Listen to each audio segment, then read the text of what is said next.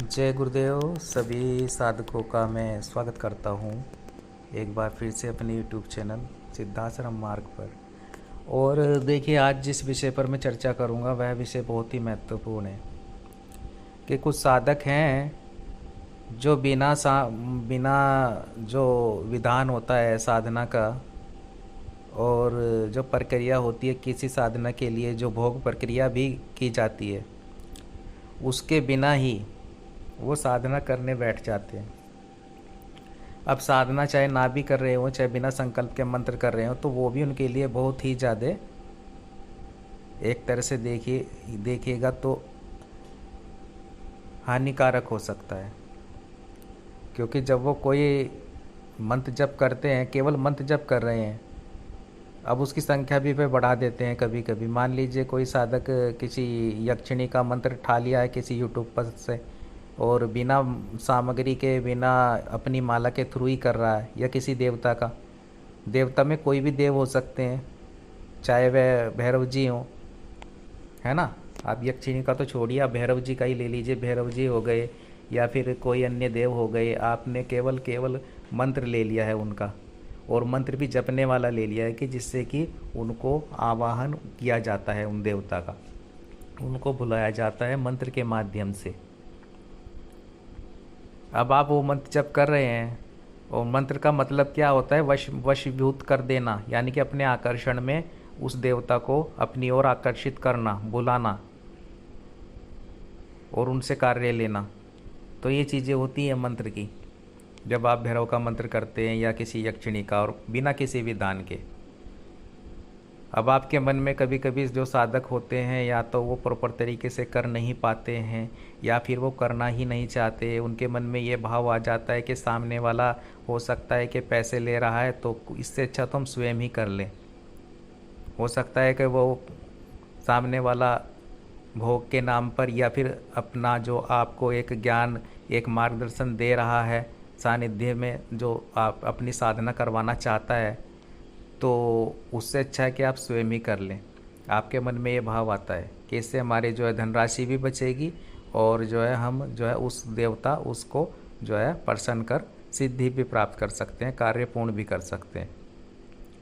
तो अगर आप ऐसा सोचते हैं तो ये आपके लिए जो है बहुत ही ज़्यादा जो है हानिकारक भी हो सकता है। क्योंकि वह जो शक्तियाँ होती हैं, आप बिना सुरक्षा के और बिना किसी सामग्री, पद्धति और जो मार्गदर्शन और जो प्रक्रिया होती है, भोग देना जो पड़ता है उन शक्तियों को, आप उसके बिना ही जब साधना करते हैं, तो वो आपके लिए जो है बहुत ज़्यादा जो है आपको तकलीफ़ में डाल सकती हैं। वे चीज़ें आपके कार्य तो होंगे नहीं, उल्टा उनकी कृपा तो प्राप्त नहीं होगी आपकी, उस देवता की या भैरव जी की या किसी उन यक्षिणी की। ऊपर से आप जो है मुसीबतों में पड़ जाएंगे, घिर जाएंगे। तो ऐसा क्यों होता है? तो ऐसा इसलिए होता है कि जब आप किसी, मान लीजिए भैरव जी की साधना करता है कोई साधक, तो उनके साथ में उनकी सेवक, सेविकाएं, गण, बहुत सारी चीज़ें चलती हैं। अब आप उनका मंत्र तो उठा लिया है आपने यूट्यूब से, कहीं से भी, और आप जपने लगे। आपने वह जब भी बढ़ा दिया है, आपने जब भी बढ़ा दिया है इसलिए कि आप जो है सफलता प्राप्त करना चाहते हैं, उनके दर्शन की कामना है, या अपनी समस्याओं के लिए है। ऐसा नहीं करना है आपको। वहाँ उल्टी क्रियाएं होंगी। वहाँ उनकी जो सेवक सेविकाएं आते हैं, वह क्या चाहते हैं आपसे? वह भोग चाहते हैं। अब भोग की प्रक्रिया भी आपको नहीं पता है, उनसे संबंधित भोग कहाँ क्या कहाँ जाएगा। ऐसा नहीं है कि आप घर में बैठ करके वहाँ उनको आह्वान कर रहे हैं। सबसे पहले तो आपकी कुलदेवी कुलदेवता ही क्रोधित हो जाएंगे। उनको भी भोग प्रक्रिया जो होती है उन सभी को देना पड़ता है, वह उन उसमें भी वह भोग प्रक्रिया चलती है। मैं इसीलिए कहता हूँ कि साधना में भोग प्रक्रिया कितनी महत्वपूर्ण है। तो उनसे भी आज्ञा लेनी पड़ती है आपकी। केवल ये कहने से आज्ञा नहीं देते हुए कि हमें कुलदेवी कुलदेवता आप हमें आज्ञा दे दीजिए और हम ये साधना करें, ऐसा नहीं होता। उनकी भी जो भोग विधान होता है वो भी उसमें देना पड़ता है उनको।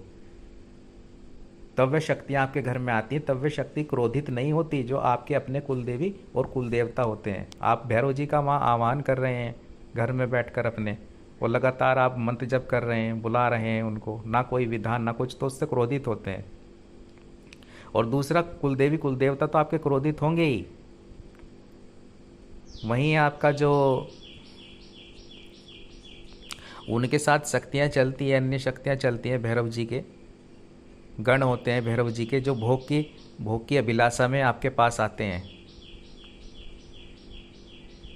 उनको मंत्र से आपके मतलब नहीं होता कि अब आप मंत्र जप कर रहे हैं। मंत्र तो आपका जब ऊर्जा का स्तोत्र होता है, मंत्र तो तब वो वहाँ तक जाएगा, उन भैरव जी तक जाएगा या उस यक्षिणी तक जाएगा जब आप प्रॉपर तरीके से उनको भोग दिलवाएंगे, या आपको पता है वह विधान तो आप स्वयं करेंगे।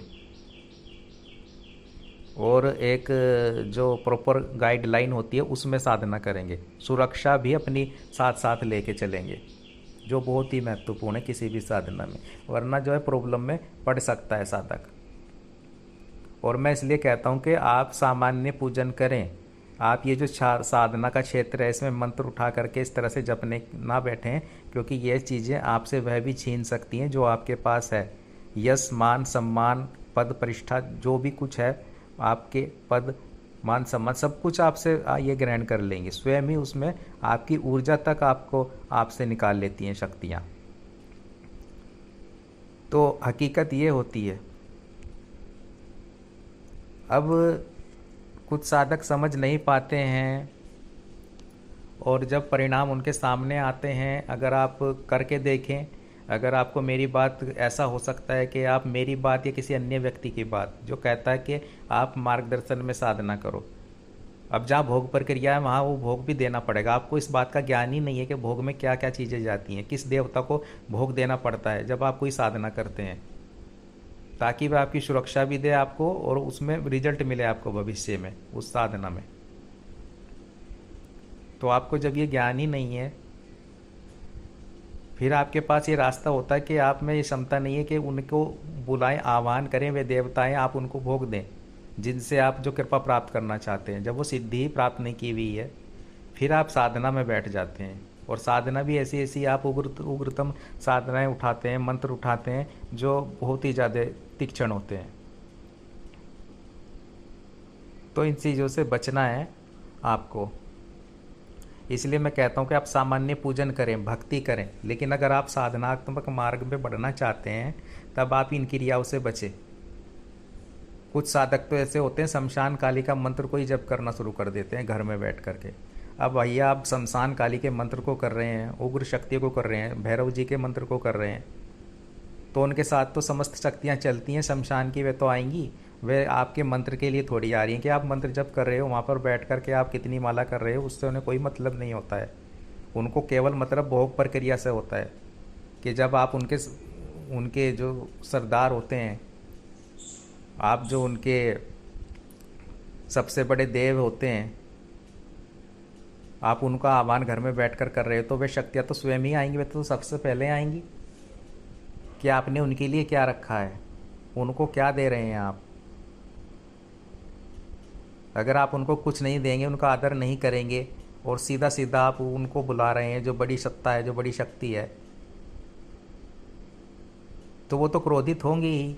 जब आप उनकी गणिकाओं का जो ध्यान नहीं रख रहे हैं, तो ये चीज़ बहुत ही महत्वपूर्ण होती है, आपको समझनी होगी, साधकों को समझनी होगी। वे आ तो जाते हैं यूट्यूब पर वीडियो देख करके और ये सोचते हैं कि हम सब कुछ ऐसे अर्जित कर लेंगे बिना किसी प्रक्रिया के, तो प्रक्रिया में उतरना पड़ता है, तब प्रॉपर तरीके से जो साधनाएं होती है उनका रिजल्ट मिलता है। अब कई साधक मेरे पास कॉल आते हैं, मुसीबतों में भी पड़ जाते हैं, यक्षिणी साधना के कई साधकों के फ़ोन आते हैं हमारे पास में। अब हमारे पे समय इतना होता नहीं है, तो हम उनको जो है, जो हमारी जो मित्र हैं या हमारे गुरु भाई हैं, उनके पास उनका जो है कभी कभी हमें मामला सेंड करना पड़ता है कि आप इनका मामला देख लीजिए, क्यों इतने फंस चुके हैं, वे इस कदर फंस चुके हैं कि निकल नहीं पाते उसमें से। उन्होंने यक्षिणी की है बिना किसी विधान के, बिना किसी भोग प्रक्रिया के, अब वो जो है फंस चुके हैं उस प्रक्रिया में। किसी ने भैरव साधना की है, वह कई साधकों के फ़ोन भी आते हैं जिन्होंने भैरव साधना बिना किसी प्रक्रिया के केवल मंत्र द्वारा कर ली, केवल मंत्र उठा लिया यूट्यूब से और भैरव जी के साधना घर में बैठकर कर रहे हैं। अरे भैया, क्यों आप दावत दे रहे हैं अपनी मौत को?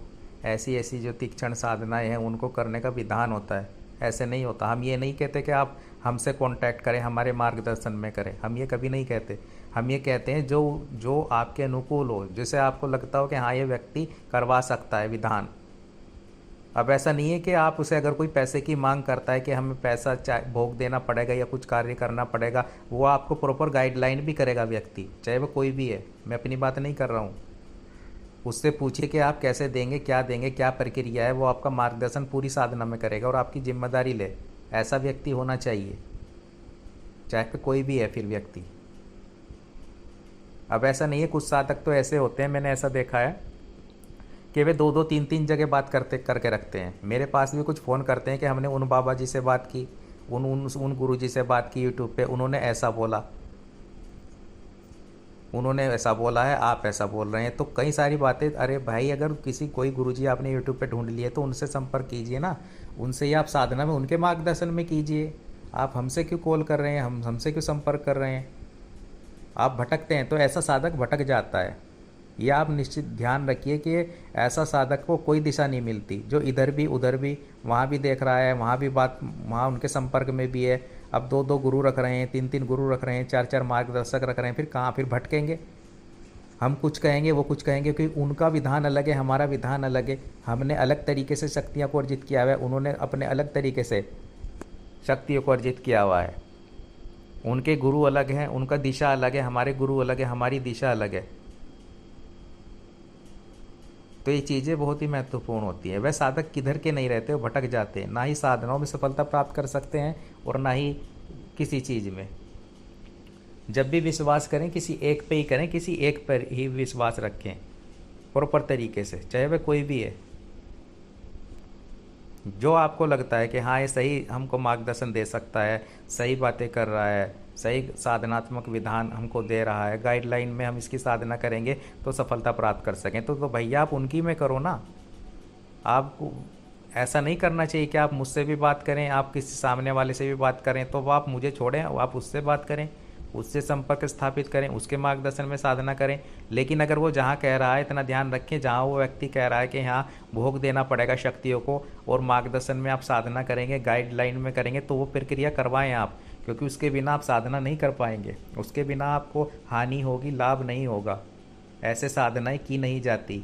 खाली मंत्र जप से साधना नहीं होती है कि आप मंत्र जप करने बैठ गए, भैरव जी का करने बैठ गए, यक्षिणी का करने बैठ गए, अप्सरा का करने बैठ गए। ऐसे तो हजारों लोग करते हैं, किनको सफलता मिल गई है। सफलता की तो छोड़िए बात, प्रत्यक्षीकरण की तो छोड़ दीजिए आप बात, जो नेगेटिविटी शक्तियाँ होती हैं वह उनके साथ जुड़ जाती हैं।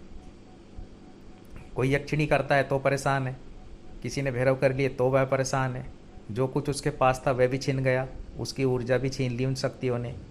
तो ये चीज़ें होती हैं।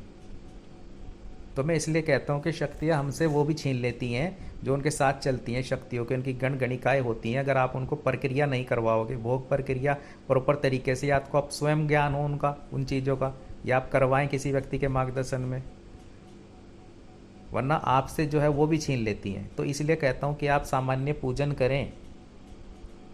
सामान्य तौर पर आप धूप दीप दिखा सकते हैं भैरव जी को, सामान्य तौर पर आप जो है अपने गुरु जी की पूजा कर सकते हैं, अपने इष्ट की पूजा कर सकते हैं, एक सामान्य तौर पर कर सकते हैं। आप भक्ति कर सकते हैं, नाम जप कर सकते हैं, लेकिन साधना करने ना बैठें, मंत्र जप करने ना बैठें। ये तब बैठें अगर प्रॉपर तरीका जमाते हैं, प्रॉपर तरीके गाइडलाइन में अगर आप साधना करते हैं तब इस मार्ग में आगे बढ़ें।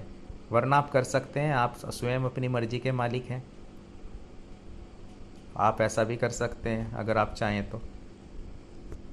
क्योंकि मैं किस आधार पर कह रहा हूँ, मैं इस आधार पर कह रहा हूँ, दिन में कम से कम मेरे पे 8 से 10 फ़ोन इसी चीज़ों के आते हैं। मैं उन आधार पर कह रहा हूँ। और हो सकेगा तो मैं आपको, जो साधक बहुत ही ज़्यादा परेशान हो चुके हैं यक्षिणी साधना में, अगर हो सकेगा तो मैं उनसे पूछ करके वह उनके अनुभव जो हो रहे हैं, जो वो परेशान हैं, वे भी डाल सकता हूँ यूट्यूब पर। आप स्वयं सुन लेना अगर वो चाहेंगे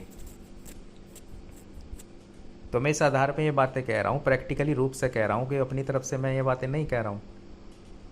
तो आपको जब साधना करें तो साधना का मार्ग बहुत ही ज़्यादा कठिन है। इसमें जैसे सोचते हैं ना कि ये कर लेंगे, वो कर लेंगे, ये प्रत्यक्षीकरण हो जाएगा, ये सब कुछ पूरा, ये तब होता है जब आपको उस मार्ग में जो है, मार्ग पे चलते हुए साधना के उनको भोग भी दिलवाना और वह प्रक्रिया पूरी समझना, जो साधना से जुड़ी छोटी छोटी चीज़ें होती हैं ना, उनको भी समझना। और उनके अनुसार साधना करना, वह व्यक्ति के गाइडलाइन में साधना करना जो आपको करवा रहा है, चाहे वह कोई भी है, गुरु हैं चाहे आपके, चाहे वह कोई भी है।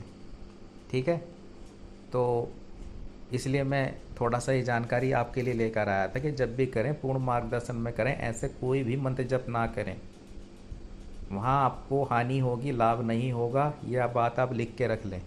आजमा सकते हैं आप इन चीज़ों को मेरी, अगर मैं झूठ कह रहा हूँ तो करके देखें, करके देखें। आप जितना ज़्यादा मंत्र जप करेंगे उतना ज़्यादा प्रॉब्लम आपकी लाइफ में आएगी। वो इसीलिए आती हैं क्योंकि वह देवी व देवता से पहले उनके गण गणिकाएँ क्रोधित होते हैं आप पर।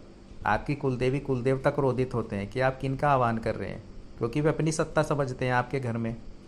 आप घर में बैठकर ऐसी साधनाएं कर रहे हैं, बिना सुरक्षा केयर कर रहे हैं, बिना मार्गदर्शन में कर रहे हैं, बिना उन शक्तियों से अनुमति जो इस प्रॉपर तरीके से ली जाती है उसके बिना आप साधना कर रहे हैं, तो क्रोधित होती हैं सारी चीज़ें। सबको क्रोध दिला रहे हैं आप, तो ये चीज़ें होती हैं। इसीलिए कहता हूँ मैं कि जब भी आप साधना करें प्रॉपर गाइडलाइन में करें, मार्गदर्शन में करें, और ऐसी प्रक्रिया बिल्कुल ना करें कि आप उससे भी संपर्क कर रहे हैं उन साधकों, वह साधक पूर्ण रूप से भटक जाते हैं, पदभ्रष्ट हो जाते हैं वह साधक। मैं ये बात आपको इसलिए कह रहा हूँ कि आपको उनसे भी बात करनी है। वह यूट्यूब पर दूसरे चैनल खोल रखा है, आप वहाँ भी बात करेंगे, अगर आप हमसे भी बात करेंगे। अब आप तोल मोल करते हैं, आपका दिमाग चलता है कि इन्होंने ऐसा बोला है, साधना में वीडियोस देखते हैं, ये गुरुजी ऐसा बोल रहे हैं, तो उनका विधान अलग है। हो सकता है मंत्र एक हो, साधना एक हो, लेकिन साधना शक्तियाँ अलग अलग तरीके से जुड़ती हैं हर साधक के साथ में। उनके विधान अलग हो सकते हैं, उनकी भोग प्रक्रिया अलग हो सकती है। हो सकता है उन्होंने बिना भोग के किसी अलग तरीके से साधना की हो, लेकिन हमारा जो विधान है वो गाइडलाइन में पूर्ण रूप से शक्तियों को भोग देना होता है। अगर आपको ऐसा लगता है कि उन्होंने अच्छी साधना डाली है तो आप उनके मार्गदर्शन में करें, तो आप हमसे क्यों संपर्क कर रहे हैं? उनको हम तो कहते हैं कि आप उनको पूरा सहयोग दें, उन पर विश्वास रखें। तो कुछ साधक हमारे पास ऐसे आ जाते हैं जो हमसे स्वयं कहते हैं कि उन्होंने ऐसा बोला है, उन गुरुजी ने ऐसा बोला, आप ऐसा बोल रहे हो, ये तोल मोल करते हैं भैया। तो आप उनके गाइडलाइन में साधना करो। हमारे तो अगर मार्ग पर चलते हुए 4 साधक उन्होंने भी साधना कर ली तो वो भी पूर्णता प्राप्त कर सकते हैं। जीवन में सही मायनों में साधक बनाना हमारा कार्य है, और साधना की जो बारीकियां हैं वह बताना कार्य है। ऐसा नहीं है कि बस ये बोल देंगे कि आप सामग्री ले लो, जैसे हर बोलते हैं, विधान बता देंगे आपको पूरा साधना से जुड़ा हुआ, और आपको सामग्री दे देंगे कि भैया आप सामग्री ले लो हैं, और आपको विधान बता देंगे और प्रॉपर तरीका नहीं बताएंगे, गाइडलाइन नहीं देंगे कि कहाँ क्या प्रक्रिया है, किस जब आप आवाहन करोगे, उग्र साधनाएं आपको करवाई जा रही हैं, घर में बैठ के करना है तो क्या करना पड़ेगा, उसके लिए क्या जो प्रक्रियाएँ होती हैं वो पूर्ण प्रक्रिया के तहत साधक को साधना करवानी पड़ती है। वरना कौन जिम्मेदारी लेगा बताओ? हमने यूट्यूब चैनल को रखा है, हम उग्र से उग्र साधनाएँ डालते हैं, और अप्सरा यक्षिणी सभी प्रकार की हमने जो है साधनाएँ डाली हुई हैं अपने चैनल पे, तो कौन जिम्मेदारी लेगा अगर किसी साधक को कोई अहित होता है? तो हमारा जो होता है वह सबसे पहले सुरक्षा प्रदान करना होता है साधक को, जो साधक साधना कर रहा है। हमारे द्वारा साधना करने के बाद वह ये ना कह सके कि गुरुजी आपके मार्गदर्शन में हमने जो है अप्सरा साधना की है और हमें को ये हानि हो गई, लाभ नहीं हुआ, हमको ये हानि उठानी पड़ रही है। तो ऐसी चीज़ें नहीं होंगी। अगर कोई साधक ऐसा हो जो ऐसा कहने वाला, तो हमारी यूट्यूब पर संपर्क कर सकता है और अपनी पोस्ट भी डाल सकता है, नंबर भी है हमारा।